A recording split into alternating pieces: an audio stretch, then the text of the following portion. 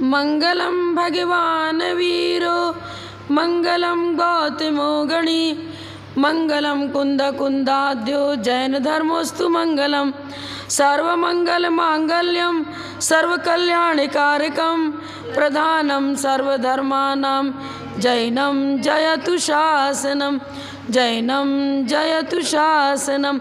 जय बोलो श्री अनंतानंद परम सिद्ध भगवान की, 1000 श्री शांतिनाथ भगवान की, परम पूज्य आचार्य श्री आदिसागर जी महाराज की, परम पूज्य प्रथम गणनियारिका रत्न श्री 105 विजयमती माता जी की, जैन धर्म की, जिनवाणी माता की।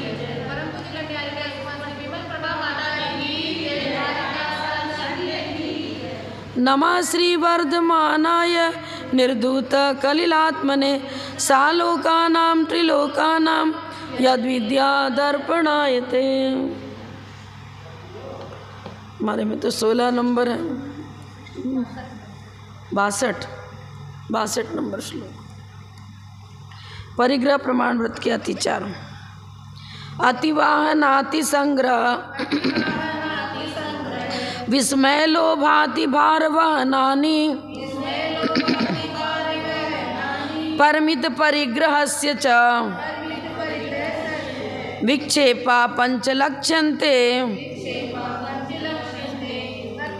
नाति संग्रह विस्मय लोभाति भारवहनानि।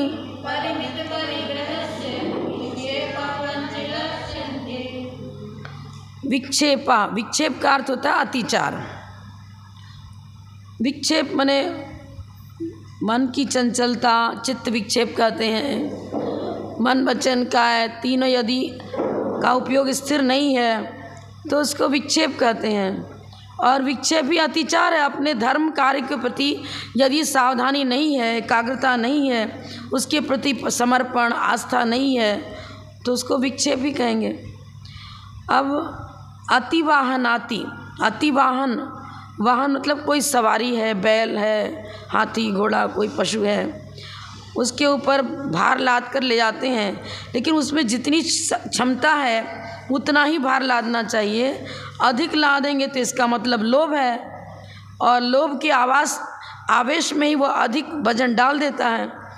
अपने व्यापार से मतलब, पशु के प्रति दया भावना है ही नहीं, तो ये हमारे परिग्रह प्रमाण व्रत में अतिचार लगेगा। अति संग्रह, संग्रह करते जा रहे, कोई सीमा है ही नहीं। नियम भी ले लिया पर ध्यान नहीं, अरे होगा जितना भी होगा देख लेंगे बाद में, नेगलेक्ट करते हैं, और तो भूल गए, याद ही नहीं है। अति संग्रह माने धन धान्य आदि के प्रति अधिक लोभ होना और अधिक लाभ की इच्छा से अपने जो प्रमाण किया है उसका भी ध्यान नहीं रखना। अधिक संग्रह कर लिया मतलब प्रमाण से भी ज़्यादा रख लिया। और अति विस्मय, अब कोई संग्रहित वस्तु को देखा, अरे इसके पास तो बहुत माल है, ये तो बहुत धनाढ़ है, उसको देख कर के आश्चर्य करना। अरे धन को देख कर क्या आश्चर्य करना, राग होगा तो उसके प्रति इस प्रकार की भावना होगी। और यदि राग ही नहीं तो हम तो ये समझेंगे कि बहुत आरंभ परिग्रह तो और दुख का कारण है, मेरे पास नहीं है तो वो ज़्यादा अच्छा है। इस प्रकार के उसके अंदर विचार आएंगे। संतोष को सबसे बड़ा धन का, संतोष रखना, जितना है उतने में शांति सुख का अनुभव करना। दूसरे की संपत्ति को देखकर आश्चर्यचकित नहीं होना। दूसरे का कोई धन है वो ज़्यादा बेच करके माल ले आया, और इसका माल तो बहुत कॉस्टली बिक गया, मेरा तो बिका ही नहीं, तो उसको भी देख करके आवेश होना, विस्मित होना, ये भी खेद होना, खेद भी नहीं होना, आवेश भी नहीं होना, विस्मय भी नहीं होना। और फिर अति लोभ, विशेष लोभ तो अंदर में तेजी से है, लेकिन अब महाराज ने नियम दे दिया, क्या करूं, पालन तो करना पड़ रहा है। और अंतरंग में लालसा लगी रही है कि हमको यहाँ पर ये काम करना चाहिए, ज़्यादा प्रॉफिट हो जाता। अरे दिशाओं की मर्यादा करवा ली, लेकिन हमें तो पालन हो नहीं रहा है, मैं तो बाहर से विदेशों से माल लाऊंगा, बेचूंगा, लोभ तीव्र हो गया। तो अति हर प्रकार से खराब है। आप भोजन भी कर रहे हो और ज़्यादा खा लिया, डाइजेशन से ज़्यादा हानिकारक ही बनेगा। कोई भी चीज़ अति हानिकारक ही है। ठीक है, मनोरंजन के लिए आप कुछ पिक्चर देख रहे हो, कुछ देख रहे हो, मोबाइल में क्या क्या गेम वगैरह देखते हो, लेकिन दिन रात यदि उसी में लगे रहे तो स्वास्थ्य की भी हानि होगी और समय की बर्बादी, सब प्रकार की विकथाएँ, सब प्रकार के पाप के बंध का वो कारण बन जाएगा। हम लोग मांगी तुंगी में थे तो एक छोटी उम्र की महिला ही थी और दोनों आंखों से नहीं दिखता था, लोग उसको पकड़ के ला रहे थे। तो माताजी ने पूछा, बड़े माताजी ने, कि क्या हो गया इसको, अभी तो यंग है पर स्वास्थ्य भी दिख रहा, अच्छा ही दिख रहा है, मात्र आँख में रोशनी नहीं है। तो नहीं, क्या बताएं, इसको पिक्चर देखने का बहुत ज़्यादा हॉबी है और रात भर वो देखती रहती, टीवी में कुछ ना कुछ प्रोग्राम देखती रहती, पिक्चर देखती रहती। तो अधिक देखने से उसकी रिफ्लेक्स के कारण से इसकी आँख की रोशनी चली गई। अब देखो अति लोभ क्या हुआ। कोई भी चीज़ है, ठीक है, कुछ देख रहे हो, आपको मनोरंजन का साधन आपको बनाना है, नहीं रुक पा रहे उसके कारण से, तो लिमिटेड तो होना चाहिए। बच्चे लोग क्या करते हैं, दिन रात वही मोबाइल चलाते रहते हैं, स्कूल का लेसन तक नहीं करते, पाठ भी नहीं करते, पढ़ाई ठीक से नहीं करते, विषय याद नहीं करते, ज्ञान की हानि होती चली जा रही है। पंचेंद्रिय विषयानुराग जितना अधिक बढ़ेगा, रत्नत्रय की हानि, धर्म की हानि, स्वास्थ्य की हानि, जीवन की हानि, सब हानि होना। घर का वातावरण भी दूषित हो जाता है। अब बच्चों के प्रति माँ का तो भावना अच्छी रहती है, वो नहीं मानता है तो अंदर से क्लेश होता है, संक्लेश होता है, तो सब कठिन ही। अति तो हर तरह से हानिकारक ही है।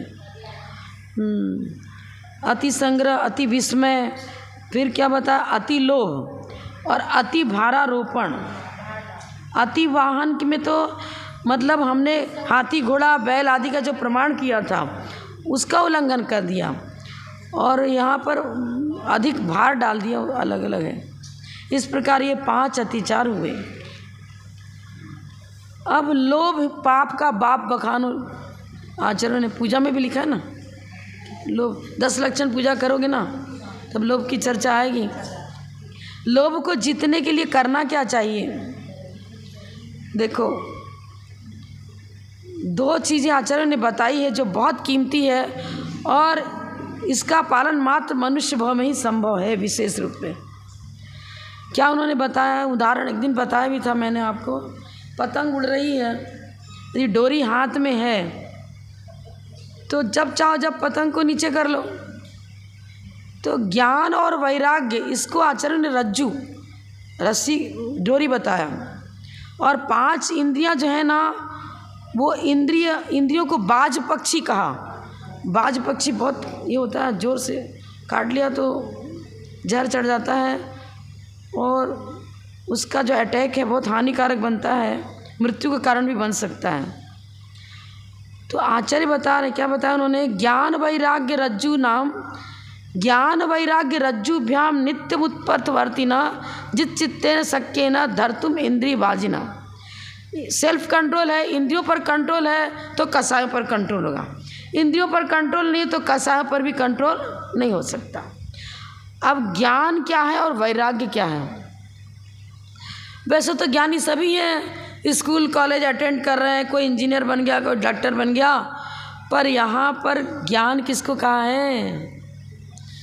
आचार्य ने बताया है, तत्वबोध मनोरोग श्रेयो रागात्म सिद्ध्या मैत्री द्योतस्वेनस्तु तज ज्ञानम जिन शासने। तत्वबोध मनोरोग श्रेयो रागात्म सिद्ध्या मैत्री द्योतस्वेनस्तु तज ज्ञानम जिन शासने। तत्व ज्ञान स्व की पहचान ही नहीं है, दूसरे की पहचान तो खूब करते बने। डॉक्टर इंजीनियर सब तो ट्रीटमेंट किसका कर रहे हैं? शरीर का करेंगे। इंजीनियर है तो अच्छा अच्छा मकान दुकान कैसे व्यवस्थित होना, माप तौल सब उसका मूल्यांकन, वही बाहरी चीज़ों का ही मूल्यांकन करेंगे। पर आचार्य बता रहे नहीं, ये ज्ञान तो बहिर्भूत प्रवृत्ति कराता है, पाप का बंध कराता है, विषय वासनाओं को पुष्ट करता है।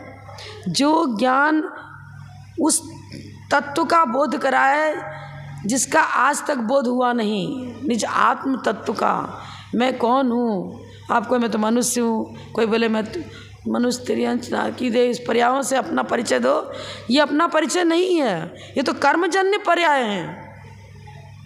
रत्नत्रय अपना स्वरूप है और रत्नत्रय की उत्पत्ति वृद्धि फलोत्पत्ति में जो कारण बनता है उस ज्ञान को ही सम्यक ज्ञान कहेंगे। जो ज्ञान वैराग्य को जन्म दे उस ज्ञान को ज्ञान का तत्वबोध। मनोरोध मन पर कंट्रोल करने की कला जो सिखाता है।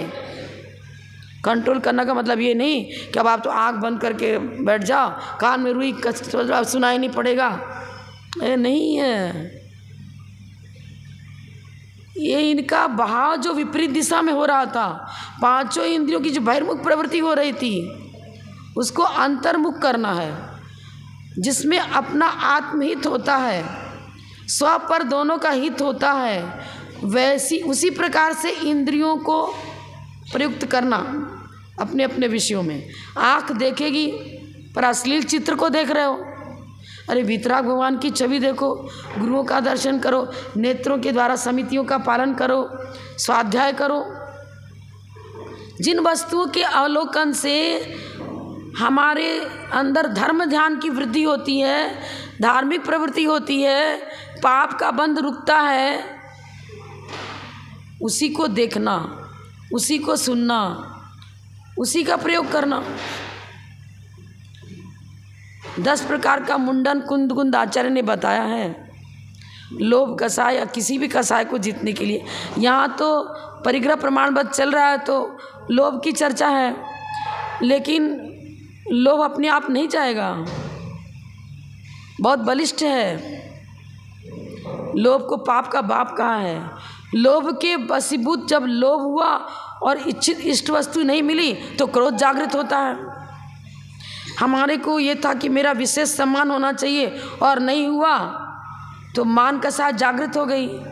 मान कषाय जागृत नहीं, लेकिन स्वाभिमान अति अनिवार्य है।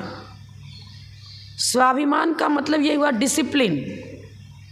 आप गुरु की यथायोग विनय करो, आपके कार्य में बाधा नहीं डालेंगे, लेकिन कोई विशेष कार्य करने जा रहे हैं तो माता जी एक बार कान में बात तो डाल दो कि हम ऐसा करने जा रहे हैं, हाँ, तो और आपको विशेष आशीर्वाद मिलेगा। ताकि मतलब श्रावक भी ऐसे मान लो अभी शांति धारा, बड़ी शांति धारा करी तो आके श्रावकों को भी कहना चाहिए कि हम बड़ी शांति धारा कर रहे हैं। आप बोल दो हम नहीं, मेरे टाइम में नहीं है, तो फिर आप मैं खुद बोल दूँगी, आप दूसरी माता से बुलवा लो। लेकिन विनय नहीं होना तो अनडिसिप्लिन, इसको हम मान कषाय नहीं कहेंगे। ये एक डिसिप्लिन, एक अनुशासन, एक विधि होती है। धार्मिक आयोजन में भी सबसे पहले आप आचार्य श्री के पास जाते हो, नारियल चढ़ाते हो, हमारे कार्य में आप चलो भी, तो ये एक मतलब एक तरीका है। तो हमारे आचार्य ये बता रहे हैं कि स्वाभिमान अलग चीज़ है, मान कषाय अलग चीज़ है। मान में तो ये रहा कि भाई मैं ही करूँगा, आपको तो आज्ञा नहीं तो मैं ही करूँगा सब कुछ, नहीं, सबको कह रहे हैं आप भी करो, आप भी करो, आप भी करो। मात्र एक है कि भाई पूछ लेना, बोल देना हम ये काम करने जा रहे हैं। अभी कहीं भी शांति विधान होता है सब लोग बोलते हैं माता जी आपको भी आओ, अब मुझे समय नहीं है तो मैं कह देती भाई मैं तो बाद में आऊँगी, अभी आज से अगर समय हो जाएगा तब देखेंगे, बाद में आएंगे, वो चीज़ अलग है। तो यहाँ आचार्य बता रहे हैं कि सबसे पहले लोभ को जीतने का प्रयास करना पड़ेगा। यदि परिग्रह संचय की तीव्र भावना है तो क्रोध भी होगा, मान भी होगा और मायाचारी से धनार्जन भी करेगा। शक्तिशाली लोभ है, तभी तो सबसे पहले नहीं जाता वो। 10वें गुण स्थान तक सूक्ष्म लोभ बना हुआ है, बताओ। इसका रंग जल्दी समाप्त नहीं होता। अब नित्य मुत्पथ वर्तिना, ऊपर ऊपर बाज पक्षी उड़ता है, इसी प्रकार इंद्रियां भी पंचेंद्रिय विषय भोगों की ओर और तेजी से ऊपर ऊपर दौड़ती हैं। अब तो भैया एरोप्लेन हो गया, 10 मिनट में पहुंच जाएंगे यथास्थान। समेत शिखर की वंदना में भी देख लो, गाड़ी की व्यवस्था हो गई है। हाँ, 2 व्हीलर से पहुंचा देते हैं वहाँ पार्सनार के टोक तक, और डाक बंगले तक शायद गाड़ी भी जाती है, माल वगैरह जाता है ना, हाँ सब जाने लग गए, सारी सुविधाएं हो गई। लेकिन एक जो सिद्धाय नमः ओम नमः सिद्धेभ्यः बोलते बोलते और धीरे धीरे धीरे धीरे पद यात्रा कर रहे हैं, उसका आनंद अलग ही है। ठीक है, शक्ति नहीं है तो फिर वैसे भी करते हैं, लेकिन यदि शक्ति होते हुए भी हम युवावस्था है, शरीर बल भी अच्छा है, अरे चलो हम तो 2 व्हीलर चले जाएंगे, खाए को फालतू परेशान क्यों हो, ये हो गई ना। पहले आचार्य हाथ से लिखते थे, अभी भी कई लाइब्रेरियों में है, स्वर्ण से कंडे की कलम और स्याही तैयार करते, अलग अलग कलर की स्याही भी तैयार होती है। तमिलनाडु में तो हम लोग यहाँ वाले पहाड़ों पर जहाँ भी जाओ, कई जो बड़े बड़े जो विस्तृत पहाड़ हैं, यहाँ वाले का विशेष ध्यान है, तो वहाँ पर समंतभद्राचार्य की पीठिका बनी हुई है। वो शिष्यों को नक्शा बना करके, जम्बूद्वीप का नक्शा, 2.5 द्वीप का नक्शा, 3 लोक का नक्शा सब बनाए। तो कर्णान योग को तो पढ़ाने के लिए ऊर्ध्वलोक, अधोलोक, मध्यलोक की रचना सब बताते हैं, उसमें विषय उसका। तो हम लोगों ने पूछा, इतना सुंदर कलर और अभी तक इतनी प्राचीन कृतियाँ हैं, प्राचीन रचना है और अभी तक टिकी हुई है, वैसा वैसा रंग है, कहीं कहीं का धीमा पड़ गया लेकिन कहीं कहीं का बहुत अच्छा। तो लोगों ने बोला पत्तियों को घोटते हैं। आपने वैसे पुस्तक में ही पढ़ा होगा कि वृक्ष की छाल वगैरह है, वो कलर में ऐसा उसका डालते हैं तो पक्का रंग हो जाता है, बोलते हैं ना। कषाय 2 प्रकार का, तो कपड़ा रंगने में कुछ ऐसी चीज़ों का प्रयोग किया जिससे उसका रंग पक्का हो जाए। तो ये सब वनस्पतियों से ही तैयार होते हैं। तो उन्होंने वृक्षों के से कुछ पत्तियाँ हरी, लाल, पीली, कुछ ऐसी पत्तियाँ जिसमें कि कलर अच्छा आवे और मिटे भी नहीं, मतलब कलर अच्छा गहरा कलर आवे और जल्दी समाप्त ना हो। अब वो लोगों ने दिखाया ऐसे खलड़ है, यहाँ श्रावक लोग उसको घोट करके पत्तियों का रस निकाल करके देते थे, फिर उसमें जो भी प्रक्रिया करते हो वो कलर तैयार हो जाता था, उससे चित्र बनाते और अध्ययन कराते थे। आज वो स्वर्णिम इतिहास है, आज जेरोस्कोपी करा करके तो आप कौन सा स्वर्णिम इतिहास रचा जा रहा है। ग्रंथ लीजिए, प्रेस में पुस्तकें छप रही हैं, कितनी तो मिसप्रिंट छप जाती, कितनी क्या छप जाती हैं। अरे पुस्तक में तो ऐसा ही लिखा है ना, अरे पुस्तक थोड़ी प्रामाणिक होता है। आचार्य के हाथ से लिखी लेखनी नहीं है, और लेखनी हो तो वो भी छदमस्त अवस्था, और यहाँ तो कोई ठिकाना ही नहीं है, उन्हें तो संस्कृत मालूम ही नहीं, कुछ मालूम। एक महिला पढ़ रही थी, मोह छडाला पढ़ रही थी, उसमें लिखा था, वो पढ़ रही थी क्या, मोह महल की प्रथम सीढ़ी। तो अब माता जी बाजू में बैठे, पास में बैठे थे, अरे क्या पढ़ रही है तू, देखो ना लिखा तो यही है, मैं तो जो लिखा वही तो पढ़ूंगी। बताओ, मोह महल की प्रथम सीढ़ी, सम्यक दर्शन मोह महल की प्रथम सीढ़ी है क्या। मिसप्रिंट कितना गलत हो जाता है, मिसप्रिंट था ना। अब उस बेचारी जो लिखा वो पढ़ रही है, सीधी साधी, उसको ज्ञान थोड़ी इतना है कि होना क्या चाहिए, गलत। अब कितनी बार ऐसा होता है, स्वाध्याय करते हैं, लिखा वही है तो वही रट जाते हैं।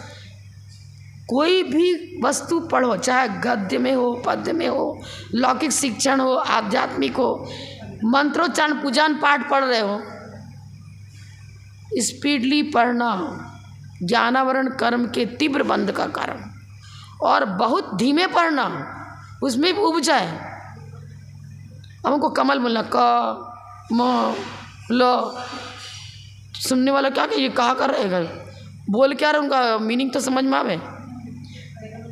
जैसे कि आप पहले लोग ये वीडियो वगैरह बनाते हैं ना, चैनल वगैरह में अनाउंसमेंट कराते हैं किसी, तो कितनी व्यवस्थित, ना ज़्यादा धीमे ना ज़्यादा तेज, सुनने वाले श्रावक को व्यवस्थित ढंग से विषय समझ में आना चाहिए और स्वयं को विषय समझ में आना चाहिए। मुझे तो 10 भक्तियाँ पढ़नी है, तत्व शुद्धि पढ़ना, सतनाम पढ़ना। अब खेली कबड्डी, ब्यावर में देखा मैंने, खूब कबड्डियाँ चलती थी।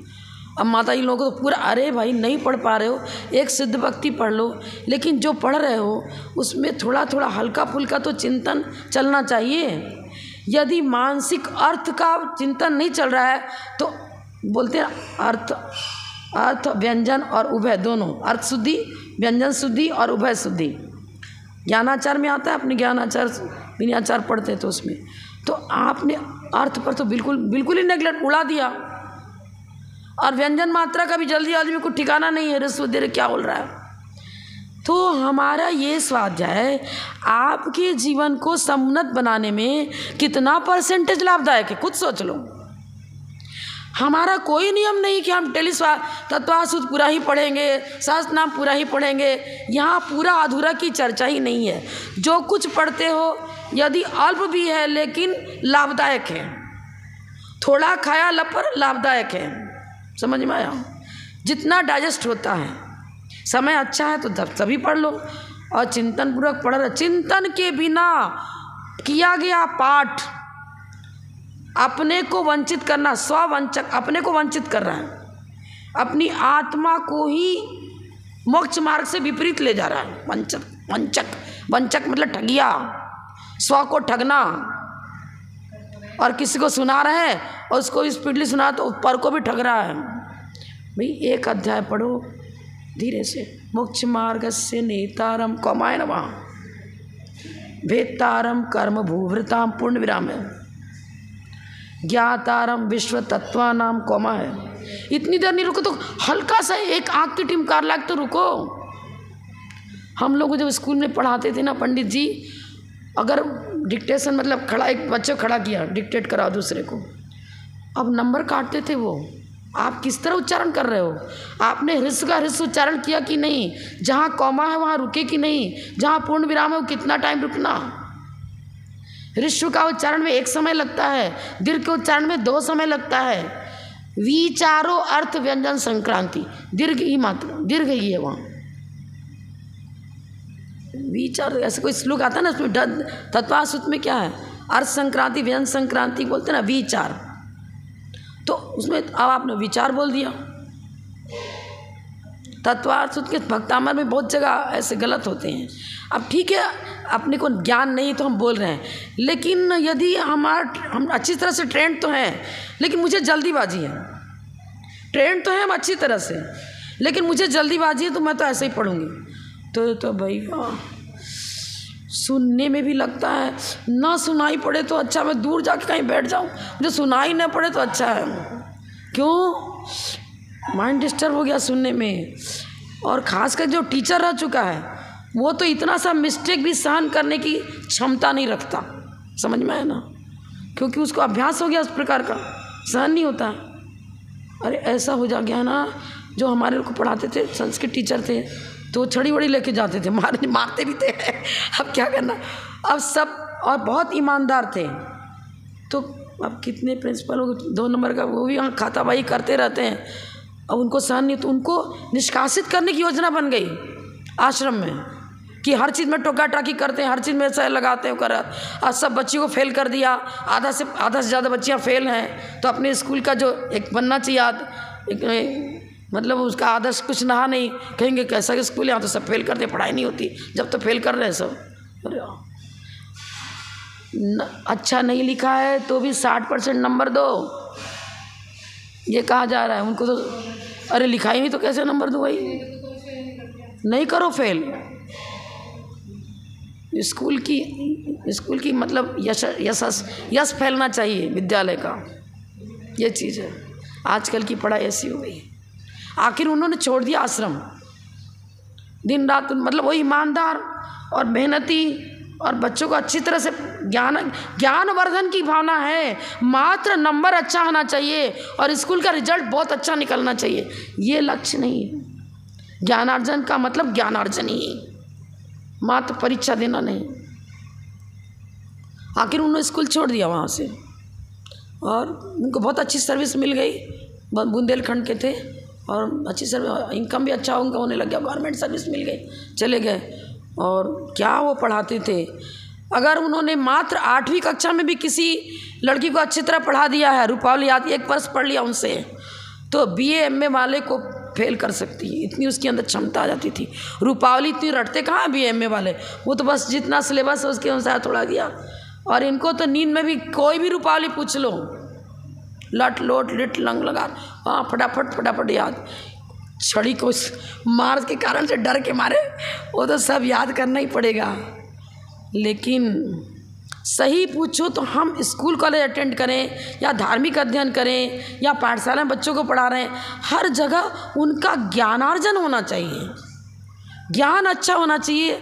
और बिल्कुल कहीं भी किसी प्रकार की अर्थ व्यंजन मात्रा आदि कहीं कोई गलत ना उच्चारण में हो, ना लिखने में हो, ना बोलने में हो, तो क्या होगा, इस ज्ञानार्जन से ही हमको ज्ञानावरण कर्म का चौसम बढ़ेगा।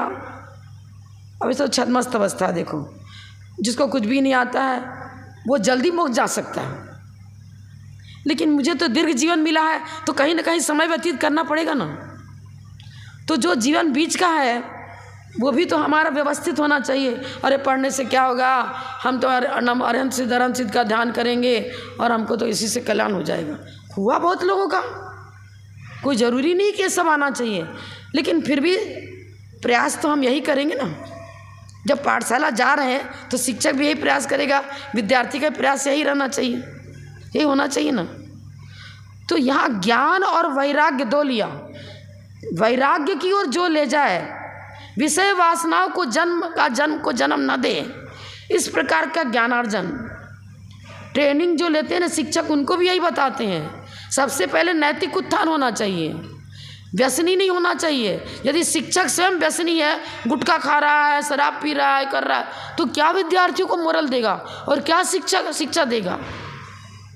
शिक्षा का मतलब ही है जो जीवन को, भावी जीवन को भी सुखी बनाए, वर्तमान को भी सुखी बनाए, घर, देश, समाज, राष्ट्र को वो आदर्श मिले जिससे निरंतर पुण्य की वृद्धि होती हो और देश में दुख, दारिद्र्य, शोक, रोग शोक फैले ही नहीं।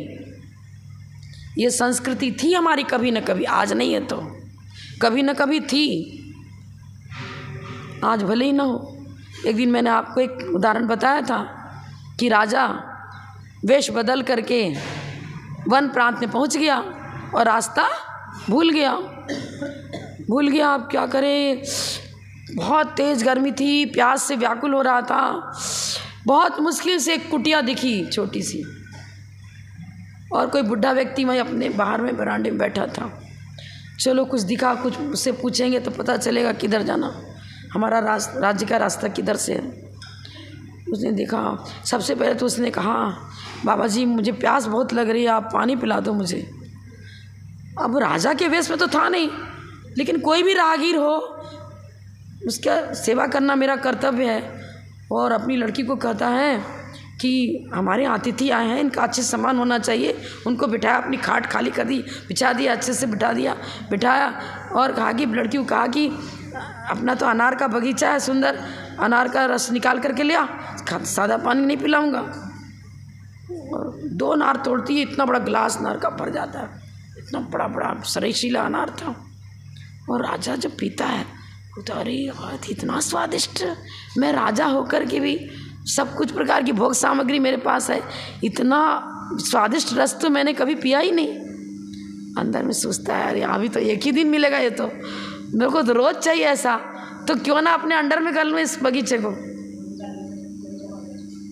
अरे 1 गिलास से तो प्यास नहीं बुझी मेरी, और पिला सकते हो क्या? हाँ जरूर, क्यों नहीं, आप जो कहो सब करूँगा। अब दोबारा गई, 2 अनार पहले फिर लाई, रस ही नहीं निकल रहा। फिर दोबारा गई बगीचे, फिर और अनार था, अब रस निकल ही नहीं रहा है। देखो लोभ, ये लोभ का प्रकरण है। हम सोचते हैं कि ज़्यादा संचय कर लेंगे, मेरा बिजनेस बहुत अच्छा चल गया, आज तो अच्छी बिक्री हो गई, क्योंकि 2 नंबर का काम किया था। पर आपके जीवन का शोषण हो रहा है, धन बढ़ रहा है, लेकिन धर्म का शोषण और भावी जीवन का शोषण, पाप से दुख, दारिद्र्य ही बढ़ेगा। धन की वृद्धि पुण्य से होती है, पाप पूर्वक अर्जित किया हुआ धन भावी जीवन को दुखी बनाता है, सुखी बना ही नहीं सकता।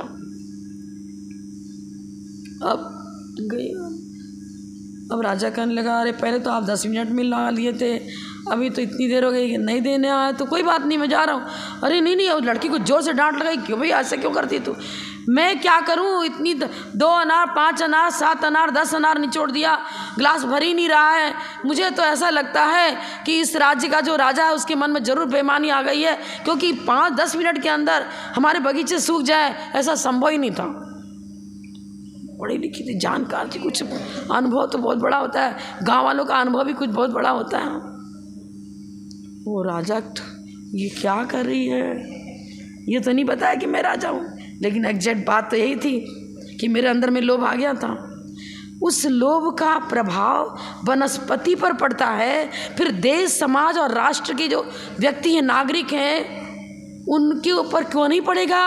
जब भी तो अतिवृष्टि, अनावृष्टि, दुर्भिक्ष, अकाल फैल रहा है, क्या नहीं हो रहा है? अत्याचार, अनाचार, ये पशु हत्या हो रही है, कत्ल खाने खुल रहे हैं, उनकी जो हाय जो दुख के कारण से उनके जो त्रास हो रहा है, उसकी उनको पीड़ा हो रही है, वो उनका भाव जो है ना देश समाज राष्ट्र के लिए भी घातक हो रहा है। किसी को पीड़ा पहुंचा और अपने को सुखी बनाना चाहो, सुखी बन सकता है क्या अपना जीवन? नहीं बन सकता। आज मांस बेच करके, कत्ल खाने खोल करके करोड़पति बन गए, लेकिन उस पशु के शरीर में, एक पशु को भी मारा, उसके शरीर में जितने रोम हैं उतनी बार वो उसी पर्याय में जाकर उतनी बार कतरा जाएगा, मारा जाएगा। ग्रंथ में लिखा। आज अपने सगे भाई की संपत्ति को हड़प लिया, क्योंकि वो तो कमज़ोर है, कुछ कर नहीं सकता था, मैंने सब ले लिया और बहुत खुश है, जा मेरे को जो ही करना कर, नौकरी में कुछ नहीं देखता। जितना आपके हक का था उतना लिया तो ठीक है, लेकिन एक्सेस लिया तो अन्याय है। अन्याय और अनीति आज नहीं तो हो सकता है कि 10 भोग के बाद, 20 भोग के बाद कभी न कभी वो आपको के लिए दंड का पात्र बनेगी, दंडित किए बिना छोड़ेगी नहीं। या तो बीच में पश्चाताप करके, जैसे अंजन चोर ने बहुत भारी पश्चाताप किया और पश्चाताप करके अपनी विशुद्धि बढ़ाई, लेकिन बिना पश्चाताप के, जैसे बोलता है दिन का भूला यदि शाम को आ जाता है रास्ते पर तो कोई बात, भूला नहीं कहलाता। तो अब या तो अपने अपराध को स्वीकार करेगा, पश्चाताप करेगा, स्वीकार करेगा, तब तो ये लोभ ही सही पूछो ना तो इतना जटिल जीवन हो जाता है मेरा इस लोभ के पीछे। जानते हैं गलत है, लेकिन फिर भी मन नहीं मानता और करते रहते वही काम करते रहते। 2 नंबर का पैसा कमाओ, 2 नंबर का पैसा होना चाहिए। अरे सूखा रोटी खा करके रहो, लेकिन बेईमानी मत करो। अन्याय और अनीति का भोजन जहर है। स्कूल में पढ़ाते हैं, एक गुरु नानक की कथा स्टोरी में तो आती है ना, गुरु नानक नाम सुना होगा ना, इन लोग पुस्तक में स्कूल में आता है। तो कोई संत थे, तो राजा बार बार कहता था, मतलब राजा कोई बड़ा सेठ होगा जो भी हो, वो कहता था मेरे यहाँ भी तो मेरा भी भोजन आप स्वीकार करो, तो लेते ही नहीं थे।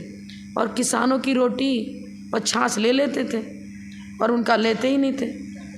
एक बार तो राजा ने कहा नहीं, मैं लेकर आया हूँ, मेरे कचौड़ी पूड़ी मिष्ठान पकवान सब देखो ना, कितना अच्छा भोजन लाया हूँ आपके लिए, आप क्यों नहीं स्वीकार करते हो? करो ना। ठीक है आप कहते हो तो। उसने उनकी तली जो पूड़ी थी वो पूड़ी एक हाथ में लिया और इसकी रोटी, वही रूखी रोटी जो भी हो, मोटी मोटी छोटी रोटी बना रखी थी, लेकिन हाथ का पिसा आटा, हाथ की खेती, ईमानदारी, शरीर स्वयं मेहनत की कमाई है, दोनों को निचोड़ा ऐसे कुछ अतिशय मंत्र से, जो भी हद से हुआ, दैविक हद से। अब क्या हुआ, इससे तो खून निकला, रक्त, और इससे दूध निकला। ग्रंथ में भी लिखा है ना, अन्यायोपात धन, उससे यदि आहार दे रहे हो तो जितना परसेंटेज आपको पुण्य होना चाहिए उतना नहीं हो पाता। और न्यायोपात धन है तो 100 में 100 नंबर आएगा। फिर आप जानो कि भाई अनंतान बंदी सहित पाप किया है, क्या प्रत्याख्यान सहित किया है, कितने पावर की कसाई थी, वो तो उसी के अनुसार लेगा। अन्याय शब्द से एक मात्र शब्द तो नहीं पकड़ेंगे ना। किसी के घर में डाका डाल करके और उसका सारी तिजोरी का धन लेकर के वो वाला पाप किया है, या मात्र अपनी दुकानदारी में कुछ रसीद बही में हल्की फुल्की गलती कर दी है, क्या किया, वो उसके हिसाब से उसके परिणामों की विशुद्धि, उसकी लेस्याओं का कितना परम कृष्ण लेस्या है, या मात्र साधारण कृष्ण लेस्या है, या नील लेस्या है, कपोत लेस्या है, शुक्ल लेस्या है, सब कुछ देखना पड़ेगा। लेकिन लोभ तो किसी ना किसी प्रकार से संसार वृद्धि का कारण तो बनेगा ही बनेगा। जहाँ तक कोशिश करना चाहिए कि हम अतिचारों को टालें, या तो आप प्रमाण ही इतना अधिक ले लो कि भाई उसमें अतिचार लगे ही नहीं। क्या करते हैं, किसी ने कह दिया देखो इस दक्षिण दिशा में यहाँ पर ना बहुत अच्छा माल आया है और व्यापारी भी बहुत मतलब सस्ता माल बेच रहे हैं, और यहाँ जा, और उसने तो कहा अरे उतनी दूर का तो मेरा नियम ही नहीं है, दक्षिण में तो मेरा इतने किलोमीटर तक का ही था, और ये तो उसके आगे की बात हो गई। तो क्या करता है, इधर का तो कम लेते हैं, कम कर लेते हैं, इधर का बढ़ा लेते हैं। अभी क्या वो लोभ नहीं हुआ क्या? अतिचार तो लगेगा ही लगेगा। पहले आप ज़्यादा रखो ना। आपके पास 10 किलो सोना है तो आप 100 किलो सोना रख लो ना, प्रमाण तो हुआ। हाथी घोड़ा बैल मोटर गाड़ी जो भी है वाहन, उससे कई गुना ज़्यादा रख लो और रोज़ का रोज़ नियम लेते रहो। आज हम इतना ही लेंगे, या सब एक सप्ताह के लिए 10 दिन के लिए, मतलब एक होता है यम रूप नियम और एक नियम। तो जीवन पर्यंत के लिए जो नियम लिया है उसको बड़े दायरे में रखो और जो नियम पूर्वक है उसको छोटे दायरे बना कर रखो। आज हम इतना ही, आज अष्टमी, आज चतुर्दशी है, आज बाजार की वस्तु नहीं खाएंगे, प्याज लहसुन आदि कुछ भी नहीं खाएंगे, रात्रि भोजन नहीं करेंगे, कुछ ना कुछ प्रतिदिन का नियम जो ले रहे हो। लेकिन जो भी नियम लिया, अब उसके बाद लोभ जागृत नहीं होना चाहिए। अरे भजन के किसी ने बुलाया था, भक्तामर पाठ करना है घर में, और गए थे, अरे वो तो चांदी का गिलास बांट रहा है। और मैंने तो नियम लिया था कि आज मैं किसी से कुछ भी लूँगा नहीं, कोई मतलब आए दान देऊँगा तो सही, पर किसी से कुछ नवीन वस्तु नहीं लूँगा। क्या हो गया? अरे छोड़ लो, आज का नियम कल पाल लेंगे, आज तो नहीं पालेंगे नियम, आज तो पाल लेंगे। अरे एक दिन पालना था ना, तो चलो आज नहीं पालेंगे तो कल पाल लेंगे इसी नियम को। अरे लोभ हो गया, आपका बंद होएगा। अरे या तो लो ही मत नियम, नहीं पल रहा है तो, और जिस रूप में लिया, जैसा लिया वैसा पालन करो। अब हम लोगों ने नियम तो ले लिया कि 10-10 किलोमीटर 10 दिशाओं में जाने का नियम ले लिया, और कुछ लोग विशेष हो गया, अरे यहाँ ज़्यादा प्रभावना हो रही है, देखो ना करोड़पति पार्टी बुला रही है, और यहाँ के लोग तो कुछ करते नहीं है, चलो क्या हो गया, हम तो इधर का 20 कर लेते, इधर का और 20 कर लेते, इधर का 5 कर लेंगे और चल दिए। कोई साधु ऐसा नहीं करेगा। हम तो एक उदाहरण देके बता रहे हैं कि ऐसा नहीं होना, लेकिन हमने 9 कोटि से नियम नहीं लिया है, ये भी ध्यान रखना पड़ेगा कि आपने कितने कोटि से नियम लिया है।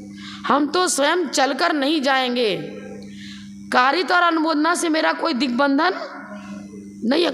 अगर कोई लेता है तो बहुत अच्छी बात है, 9 कोटि से लेता है तो, क्योंकि भैया कोई यात्री आ रहा है तो इनको कभी रहे, इनको दिशा बताओ कहाँ से गाड़ी मिलेगी, कहाँ से क्या होगा, उनको आना है, और मेरी खुद की एक भुक्ति है। लेकिन कोई आ गया, ब्रह्मचारी आ गए, कुछ आ गए, अब विमल जी आ गए थे, अभी केकड़ी से 2-3 बार आ चुके, तुरंत विनीता जाओ उनको भोजन कराओ, बना के खिलाओ, नहीं है तो प्रतित्यागी कहाँ खाएंगे। हमारे तो एक भुक्ति है और हम दूसरे को कह रहे हैं कि हाँ इनको भोजन बना के खिलाओ, नहीं है तो कम से कम छान कर कुएं का पानी पीते वही पिला दो, जो करना है तो भूखे अपने यहाँ से नहीं जाएंगे कोई। अब क्या हो गया, एक तरफ तो वात्सल्य अंग पल रहा है भाई, किसी को अब गति त्यागी बढ़ और चल के आया, गर्मी का दिन है, उसको पानी भी नहीं पीना है, शुद्ध जल ही चाहिए, सोले का ही चाहिए, कहाँ पिए, कहाँ करेगा, और तुरंत तो पहुँचेगा नहीं घर, और हमने भी नहीं पूछा।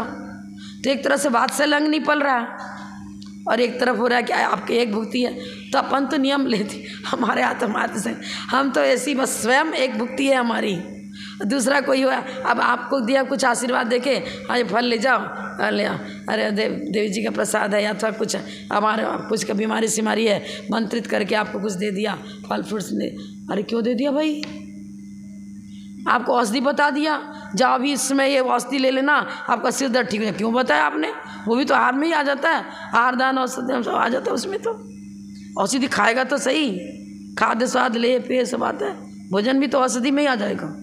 आप जो मुझे आहार देते हो उसमें औषधि भी तो देते हो, तो आहार में ही तो सब सम्मिलित हो गया। बहुत सोच समझ के नियम लेना चाहिए, नियम उसी प्रकार से लो, और लेने के बाद फिर उसमें अतिचार, ये अतिचार की चर्चा चल रही है आज, और लोभवश ही अतिचार होता है, या ज़्यादा किसी विशेष अनुराग है, किसी विशेष स्नेह है। अब नियम तो ले लिया, लेकिन अब तो एक कमल जी रहते हैं जयपुर में, उनका लड़का है अमेरिका में और बहुत बीमार है, अब वो तो आ गई विनीता दीदी मोबाइल लेकर, कह रहा माता जी इसको झाड़ा दे दो, मन सुना दो, ठीक कर दो, अब क्या करो, वो तो कहाँ फॉरेन, बताओ कितना बड़ा दोष लग गया। अब सोचना पड़े करूँ कि ना करूँ, अब जैसा निर्णय उनका अपना रहे, करेंगे तो फिर कुछ माला फेर करके उसका प्रायश्चित भी लेंगे और ना करें तो उसका दिन नमकार मत सुना दिया और कुछ विशेष कर दिया और वो ठीक हो जा रहा है। अभी एक दिन बताया था 2 मंजिल से एक व्यक्ति गिर गया था और 2 बल्कि वो ऊपर टंकी पर चढ़ा था, वो तो जो ऊपर टंकियाँ रखी रहती हैं उसकी ऊपर चढ़ा था और दाम 2 मंजिल से बिल्कुल नीचे गिर गया और तत्काल फ़ोन आ गया तो भैया और बचा माता जी मेरे बेटे को बचा बचा। तो उसको रेकी टाइप जो हम लोगों ने वर्तमान मंत्र सब सुनाया और क्या, और उसके बाद तुरंत जो इसके मास्टरी कर चुके हैं जानते हैं, कालू वाले हैं मधु बोरा, उनको कहा आप जल्दी इनको रेकी दो। एक बार तो डॉक्टर बोला था बचना कठिन है, फिर तीसरे दिन क्या बोला एकदम रिलीफ है, कोई ठीक नहीं एकदम, और वहाँ से आईसीयू से निकाल दिया और घर भी आ गए। तो खून पूरा जम चुका था मस्तिष्क में, मस्तिष्क काम नहीं कर रहा था, कोमा जैसी स्थिति थी, आंखें भी नहीं खोल रहे थे, बेहोश टाइप पड़े थे। अब ये व्रत पालो कि वो व्रत पालो, अब उसमें कॉम्परेटिव देखो कि भाई किसी को जीवन दान मिल रहा है, किसी का विशेष हित हो रहा है। अतिचार तो लगे बिना नहीं रहेगा, आप ये मत सोचो कि अतिचार नहीं लगा, लेकिन उसके अतिचार को दूर करने के लिए फिर प्रायश्चित लेना पड़ेगा, प्रायश्चित तो लेना ही पड़ेगा। या तो 9 कोटि से लो ही मत। हम तो स्वयं, आपने स्वयं नियम ले लिया कि हम रात्रि भोजन नहीं करेंगे, पर कोई घर में आ रहा शादी विवाह में, आप उनको तो खिलाते हो, हम तो सुना है खिलाते हो आप लोग, तो चाय दूध पानी सब कराते हो, बहुत हुआ तो अन्न नहीं दोगे, और स्वयं को तो आपने पानी का भी त्याग कर दिया। तो नियम लेने के समय इस तरह से नियम लेना पड़ेगा, और नहीं तो 5 में से कौन सा अतिचार। अब जैसा ऐसा परिभाषा है उसके अनुसार से अतिचार समझते रहना आप। लेकिन यहाँ तो मेन लोभ की बात बतानी है कि लोभ क्या करता है। तत्व ज्ञान के बिना लोभ को जीतना भी कठिन है। स्वरूप ही नहीं समझेंगे वस्तु का, पाप पुण्य की परिभाषा ही नहीं समझेंगे, नियम व्रत किससे क्या हित होता है, क्या हित होता है समझेंगे ही नहीं। ज्ञान और वैराग्य ये 2 ऐसी कीमती रत्न हैं, यदि इसके ऊपर अपना कमांड हो गया तो मोक्ष मार्ग बिल्कुल निकट है। ये कह सकते हैं कि मुट्ठी में ही स्वर्ग और मोक्ष है, कुछ नहीं। भावी जीवन हमेशा हमेशा के लिए सुखी। वैराग्य बढ़ना चाहिए। भोजन करो, लोलुपतापुर मत करो, स्वास्थ्य के लिए हितकर है तो आप ले लो उसको, अहितकर है अरे खीर तो बहुत अच्छी बनी है, आज तो रोटी खाऊंगा ही नहीं, खीर ही खाऊं, अरे अहितकर बन रहा है, यदि ज़्यादा खा लिया तो क्या होगा। सब देखना पड़ेगा, जिससे अपना स्वास्थ्य भी ठीक रहे, परिवार में भी सबके अच्छे संस्कार बने रहें, धार्मिक भावना बनी रहे। जैन का जो कुल जैसा मर्यादा पालन करनी चाहिए, जैन कुल के अनुसार खान पान रहन सहन वेशभूषा सब बने। ऐसा नहीं बना तो पंचम काल के बाद कौन सा काल आएगा तुम जानो, अजाने कौन से आयु बांधोगे, क्या करोगे।